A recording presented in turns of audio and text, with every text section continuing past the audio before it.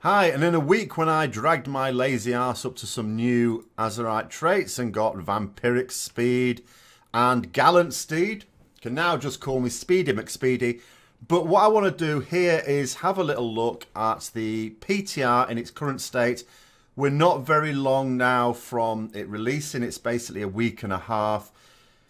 You would think that the state of classes in the PTR now is how they're going to be, because what are they going to do in a week and a half? I don't know. All I do know is that not everything that's in the PTR is what I have been told should be coming out for 8.1. But all I can do is really go through what is on the PTR right now. So let's take a look at what's in store for Retribution Paladins.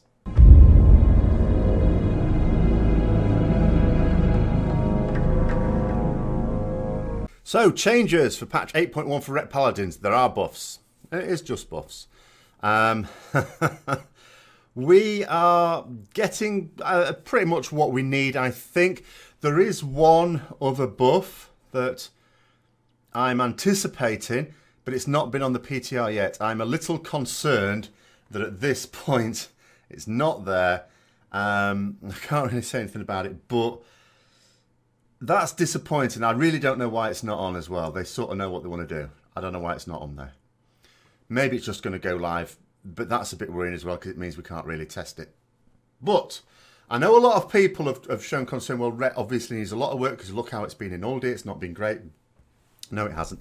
It's not on the same state as Shadow Priest, though. Bear in mind, with Shadow Priest, they knew that the kit wasn't really working. It's got nothing to do with the encounters. I think with Ret Paladins, where it's been weak in Uldir largely down to the encounters of Uldir itself. You put the Ret Paladin as it is now in a lot of other raids, that we've had recently, and it would actually be okay.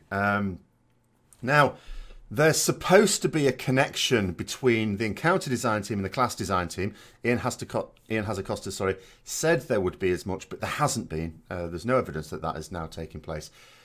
And I think, given that coordination between teams hasn't existed and it was something they wanted to put into BFA, but the fact that BFA has been so chaotic in terms of I really don't see that they're prioritizing changing systems, so I don't think there'll be that connect there. And I've always argued if you're going to let the encounter design team basically have free reign, it's very, very important that the class designers design the classes to be able to cope. It's not like each raid tier there's totally different mechanics. There's not. Every now and again, on a very rare occasion, there's a genuinely new mechanic. Most of them are just cunningly disguised versions of ones we've already had, just in a slightly different combination. The encounter designers are very creative in making bosses look very different, but when you break down mechanics, we've seen them before in almost all cases. So the class designers know what sort of things are going to be thrown at them. But there you go, that's not how it's been done. So where we are is what we're mostly in need of is AoE. Particularly, I know that, doing like Mythic Plus Dungeons, what we need is AoE, and we're getting it. Divine Storm is getting a 20% buff. It's going from 92.8% of your attack power to 111.4%. The question I hear you ask is, oh, does that mean we can use it on 2 targets? Yes. It will do more than half the damage of a Templar's Verdict. You can use it on 2 targets. But what about when we've got Judgment on? Even then.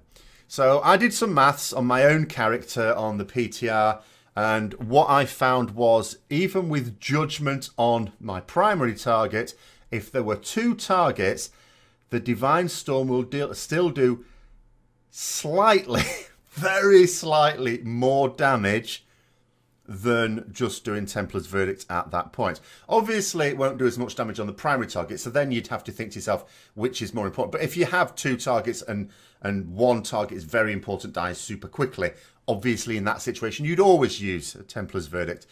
But in terms of just wanting to do maximum damage, you can do it on 2 targets, even if you have Judgment on the target. Obviously, that's going to change if you have Execution Sentence, but given that Execution Sentence is not widely used, just in terms of this, we can say that we can use Divine Storm on 2 targets. Now, that's not the end of it. Consecration is also being buffed by a similar amount. Again, that's going up by roughly 1/5 of the damage that it does right now, remembering that Consecration can also be used on single target. So that's just going to do straight up more damage. It's going from 4.2% of your attack power to 5% of your attack power. So again, like it's roughly, it's like a 19% buff. It's roughly the same sort of buff. Divine Purpose is being fixed while we're talking about talents. The bug is being fixed, that is. You will notice it looks like a nerf because they've nerfed the sort of damage bonus. It's really just to compensate for the bug. So what you'll notice overall is that it'll do roundabout what it does now. It won't really change in terms of when you would use it and so on. So that's fine. So that's been fixed. So unless there's a new bug emerges with it, because Divine Purpose has had several bugs, and there was one at the start of PTR, but I don't think that's there anymore. But unless a new one emerges, then it should be bug-free, your Divine Purpose experience. Now, there are some other little changes as well that I want to go through. So there's going to be some minor changes to Blessing of Kings and Blessing of Wisdom. So the Greater Blessings, little changes here. Greater Blessing of Kings, it's not really changing what it does. It's still an Absorb Shield every 6 seconds. But on the character I've got on live, which is like 373 item level, it's doing 4167 Absorb Shield each 6 seconds.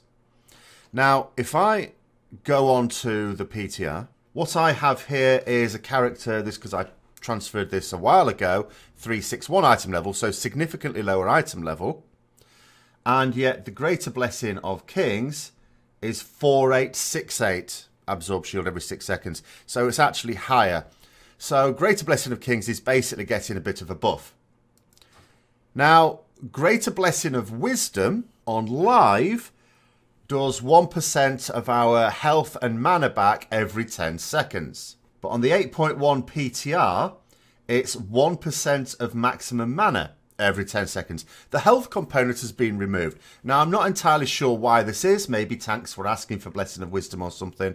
But the reality was it wasn't really health back we were getting it for anyway. We were applying it to people that were going to benefit from the mana back. So it's not something that's really going to change things. So when it comes to PvP talents, there is a removal, and that is Seraphim's Blessing. This is the one where if you or anyone within 40 yards of you drops below 40% health, then you get a Flash of Light, instant cast, and 50% increased healing, as long as you use it within 5 seconds. That's been removed, and in favour of something called Ultimate Retribution. So similar thing in that it affects an ally, but not you, within 40 yards. If they drop below 25% health, then you get a mini Avenging Wrath for 6 seconds. When a nearby ally is slain, again within 40 yards, the redemption can be cast while in combat within the next 20 seconds with a 6-second cast time. But if you use Divine Shield or Blessing of Protection on yourself, it'll cancel that effect. So you can't just sit there in bubble and have a free res on someone. When it comes to Azerite traits, don't forget that the new stuff is going to have an expanded wheel. So you've got a greater choice of abilities basically to take, especially for your individual specialization. But it's not going to apply to older stuff. If I, for example, open up, you know, something there, that's what I've got from live. That doesn't change at all. If I have a look at something from Uldia, where's an Azerite? There we go. Then again, it's the same sort of thing as you'd expect now. So if we look at the Azerite trait changes, there's a couple changed over here. So I'm looking at the helm that dropped from Mother. One of the traits that drops from this, of course, is Divine Right, where you use your Divine Storm on a target that's got below 20% health, you get a strength boost for 15 seconds. Now, it's not a great trait in that it's not always easy to know whether it's a good thing to do or not, because you might be on a boss or just a single mob for whatever other reason, and you think to yourself, okay, is the strength boost worth using Divine Storm as opposed to Templar's Verdict? And I think it's one of these, Ian Hazakostas did say in a recent Q&A that they wanted to try and make things clearer. Now, at the time, he was really talking about tooltips, but it's probably a good idea the abilities in general are fairly clear in terms of how to use them. And I don't think this was. I'm not saying that's the reason they're getting rid of it, but it would be a good reason for getting rid of it. So what do they get rid of it for? So on the same helm, on the PTR, we're getting Empyrean power. So attacks have a chance to make your next Divine Storm free and deal additional damage. So let's get ourselves back to Light's Hope and try this out. So there we can see we've had the buff proc.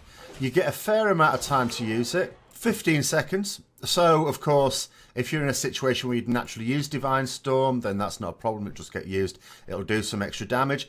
The extra damage doesn't make it worth using over Templar's Verdict as such, but remember, it's free. So just use it when there's a natural bit of downtime. Obviously, don't let the proc go to waste. Remember, it is not costing Holy Power. So if it was about to expire and you had, you know, even if you wanted to use a Templar's Verdict, you'd use the free Divine Storm, of course. Never ever waste a proc like that. The second trait that's disappearing we could find, for example, on the shoulders on Mithrax, Zealotry. So this is the one where using a Crusader Strike gives you a buff, which means that if you use Crusader Strike again, within 20 seconds, it'll do more damage, and it stacks, of course. That one is making way for Light's Decree, which means that when you spend Holy Power during Avenging Wrath, that you can basically explode with Holy Light for extra holy damage spent to nearby enemies, and Avenging Wrath's duration is increased by 5 seconds. So let's give this a little try out. So first of all, the increased duration, there you go, it's 25 seconds extra. Question that a lot of people ask is, oh, how does it affect Crusade? Remember, anything that affects Avenging Wrath always affects Crusade, because Crusade is a replacement for it. And we can see here that what that would do is give Crusade a 30-second duration. So just to have a little look at it. So what we should be able to see is when I use Templar's Verdict, we're doing some damage to the training dummy nearby as well, because it's doing the old splash damage there. So quite useful for Mythic Plus dungeons, I think. I would definitely want this for that. And the extra duration is going to be useful as well for the others. Could be a useful trait to get. It doesn't, however, if you're thinking to yourself, oh, so if I have that trait in all 3 of my Azerite pieces, does that mean I get plus 15 seconds on my Avenging Wrath? No, it doesn't. It doesn't stack that way with the duration. Sorry about that. Now, in terms of other Azerite traits, I'm not going to talk too much about other changes, but there is one that is of interest, and that is we're getting something here called Imperial Ward, which is going to mean that Lay on Hands will grant an armor buff for 1 minute on the target. This could be quite useful tactically, using again, for example, a tank, either in a very, very brutal physical damage phase, or if another tank's dead and you've got a little bit of time before the battle res comes off, perhaps, or during Berserk, you know, those first kills where you don't quite do it all that cleanly. It lasts for a full minute. It's significant, not massive. It's not going to double their armor or anything like that, but potentially life-saving when it's on the edge amount of armor. And of course, this is something that isn't Ret specific, so I'm not going to, as I say, talk about too many of these. But this is one where, if we think about it, you often don't use Lay on Hands in a typical fight. Every now and then it seems prudent to do so. But this can mean that actually you may have a tactical reason for doing so. So those are the changes as they currently are. If we do get the change I'm anticipating, then of course I will update with an actual companion guide. Remember, my my BFA Essentials guide is always, I hope, going to be good throughout the expansion. If it ever wasn't, then of course I'd have to redo that. I'm not anticipating have to do a completely new Paladin guide for 8.1, just a companion guide. But I don't want to do that just yet because, as I say, there are, even though it just seems mad that there'd be changes this late on, I just think it's not ready. You know, I've already talked about this in more general terms. They announced the patch date quite early on. I really don't think they're ready. We know that all the development teams are playing catch-up at the moment because they've got more development work than they anticipated because things went a little bit awry. And I really don't know what's going on within the development teams in terms of whether they think they're on top of it or not. I couldn't tell you. But it may well be that how it is now on the PTR is how it's just going to go live. Maybe a week or two later, we'll just get a change. Remember, they don't commit themselves to not making changes once a patch has gone live. They generally don't like to make significant changes more than a couple of weeks into a new raid coming out. But remember, 8.1 isn't the patch where the raid comes out. That's going to be 8.1.5. So in actual fact, they do have a bit of grace. It's going to come out on, what, the 11th and like the 12th in EU. You know, maybe by Christmas, if the change I'm expecting isn't there, that it gives them a chance to still get it in by Christmas, and we'll see from there. Who knows? But of course, I'll update you whenever we do learn anything new. So I hope you enjoyed this video. If you did, don't forget to click the like button, subscribe for further content. If you haven't checked out any of my other Ret videos, then there's playlists. I'll link to the Essentials Guide in a card here somewhere. Share with other people who might also be interested. And until next time, I'll see you later.